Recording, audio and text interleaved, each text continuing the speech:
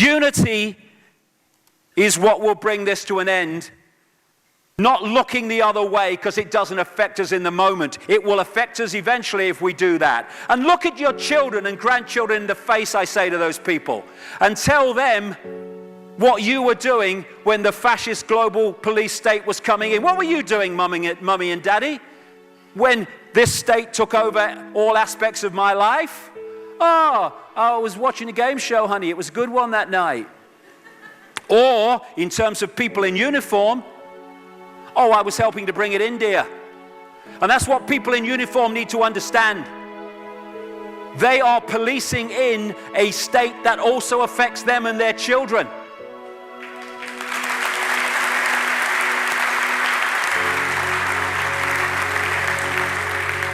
People in uniform, they think they have power. They have no power. The power is in the uniform. They're just there to animate it and do its bidding, because the uniform is just an extension of the state. The power of people in uniform is not in them, it's in the bloody wardrobe. That's where the power is. And when they become surplus to requirements, they will be put on the tip like everyone else, and someone else will be brought in to animate that uniform. They're just pawns in the game. And they're pawns in the game that are enslaving not only other people, they're enslaving their own families by playing a part in this.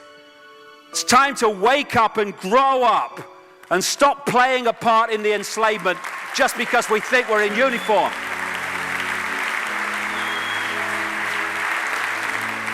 These people have families, they have children, grandchildren. But what is there to fear about them? Nothing. What is there to fear about authority? Nothing. We are consciousness. All that is, has been, and ever will be. There is nothing to fear. Whatever happens, we are always that. Mind fears because it's programmed to fear. When we're conscious, there's no fear in this. It's a shake of the head. Pathetic. Pathetic. Pathetic. And we need to do this. Compliance. We need to challenge that. Not with violence, not even with aggression. We just need not to fight it. We need to walk away, because without our acquiescence, it cannot survive. You know, when you look at a pyramid, we've been manipulated to believe the power in a pyramid is at the top. It ain't. The top of the pyramid is there because the rest of the pyramid's holding it up. We're holding this whole thing together. There's a story I told many years ago of a British comedian called Larry Grayson, who died. I kind of knew him vaguely, and not closely, but vaguely. And I went to his memorial service in Covent Garden, and this other comedian did this tribute to his life in which he read out this story that Larry Grayson had told him.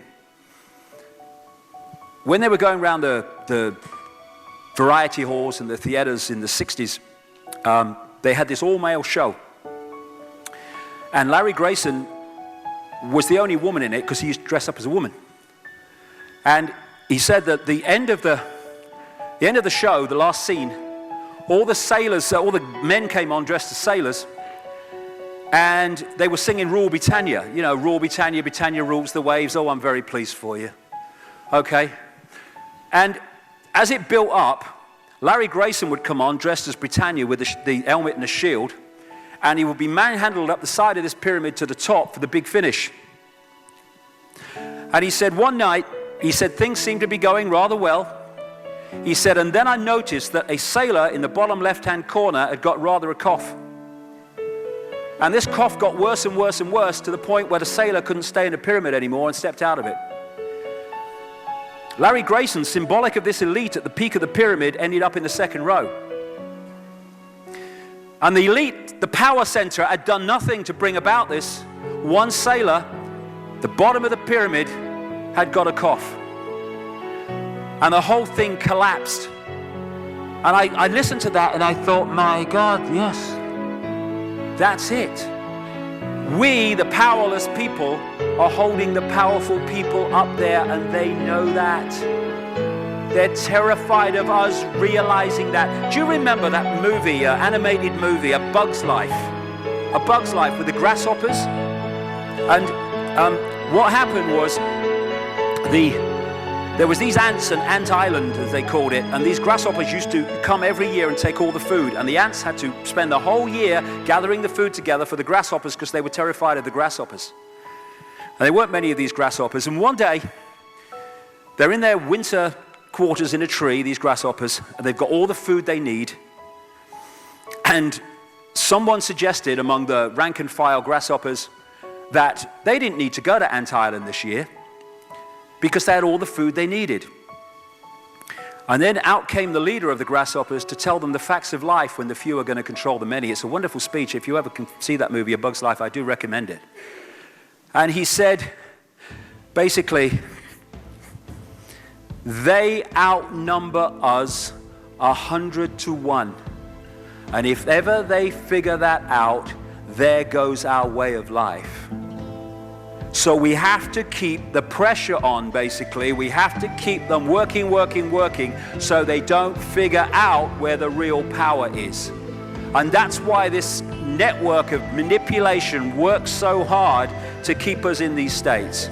Like I said earlier, what are people leaving foreclosed homes for? Foreclosed by banks that have caused the unemployment that lead to them having to leave their homes. Stay there, refuse to leave, make it difficult for them. Expose them for what they are. We make it so easy, the non-compliance.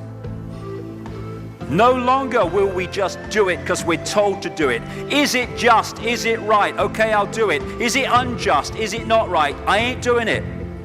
We start to make the decisions on what we will and will not do based on our values and not some imposition from the dark suits. These people are gonna give me, grant me, or grant me not my freedom. I'm all that is. You can't grant me freedom. No one can grant me freedom. I am freedom. It's what I am.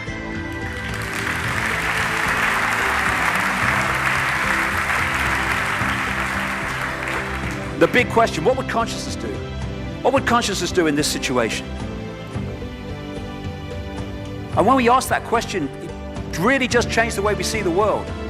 Not what would I do, mind, or fright. What would consciousness do?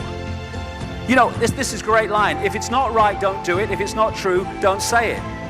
And what would transform this world overnight is if we started doing what we knew to be right in the situations we face instead of what we think is right for us in the moment. Not what are the consequences for me or what's the best thing for me, how do I get the best deal out of this? What is right? What is just in this situation? If we started making decisions based on that, the world would transform overnight. These are very simple things. If we want a world of peace, then we need to be peaceful. We don't need to fight for it. We just need to be peaceful, and we'll bring that about. If we want a world of kindness, we need to be kind, and then it will naturally unfold. We don't fight for kindness. As Martin Luther King said, it's a wonderful saying, piece of oratory. Cowardice asks the question, is it safe? Expediency asks the question, is it politic? Vanity asks the question, is it popular? But consciousness asks the question, is it right? And there comes a time when one must take a position that is neither safe, nor politic, nor popular, but one must take it because it is right. And when enough of us do that, what is right will manifest by definition.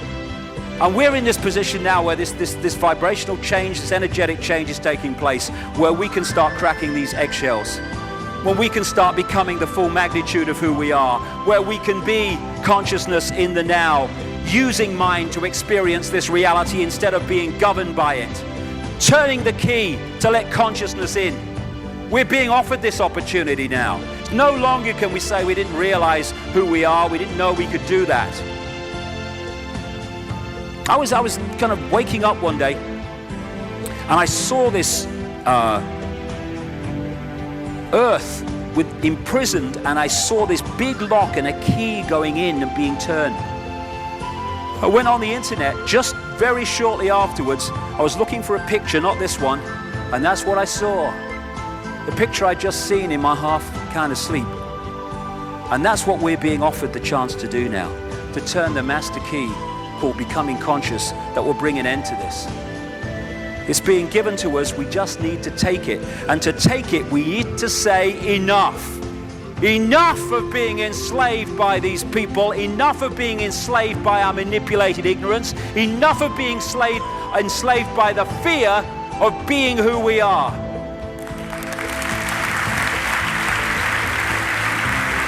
Enough! It is time to fly. It is time to fly. Thank you very much.